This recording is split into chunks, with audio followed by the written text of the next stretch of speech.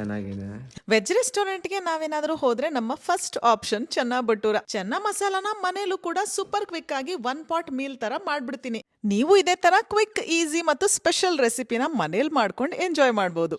Cooker ಅಲ್ಲಿ ರುಬ್ಬಿದ ಈರುಳ್ಳಿನ ಎಣ್ಣೆನೋ ತುಪ್ಪನೋ ಹಾಕಿ ಫ್ರೈ ಮಾಡಕ್ ಸ್ಟಾರ್ಟ್ ಮಾಡಬೇಕು. ಅದಾದ್ಮೇಲೆ ಜಿಂಜರ್ ಗಾರ್ಲಿಕ್ ಪೇಸ್ಟ್, ಅದಾದ್ಮೇಲೆ ರುಬ್ಬಿದ ಟೊಮೊಟೊ, ಅದಾದ್ಮೇಲೆ ಚೆನ್ನ ಮಸಾಲ, ಧನಿಯಾ ಪುಡಿ, ಚಿಲ್ಲಿ ಪೌಡರ್ ಹಾಕಿ ಹಿಂದಿನ ದಿವಸನೇ ನೆನೆಸಿದ ಕಾಬೂಲ್ ಕಡಲೆಕಾಳನ್ನ ಅದೇ ಚೆನ್ನಾನ ಹಾಕಬೇಕು. ಇದಕ್ಕೇನೆ ಸ್ವಲ್ಪ ಟೀ ಡಿಕಾಕ್ಷನ್ ಹಾಕಿದ್ರೆ ಫ್ಲೇವರು, ಕಲರು, ಆಮೇಲೆ ಟೇಸ್ಟ್ ಎನ್ಹಾನ್ಸ್ ಆಗುತ್ತೆ. ಒಂದೆರಡು ಚಿಟಿಕೆ ಈನೋ ಹಾಕಿದ್ರೆ ಕಾಳುಗಳು ಚೆನ್ನಾಗಿ ಬೆಂದೋಗುತ್ತೆ.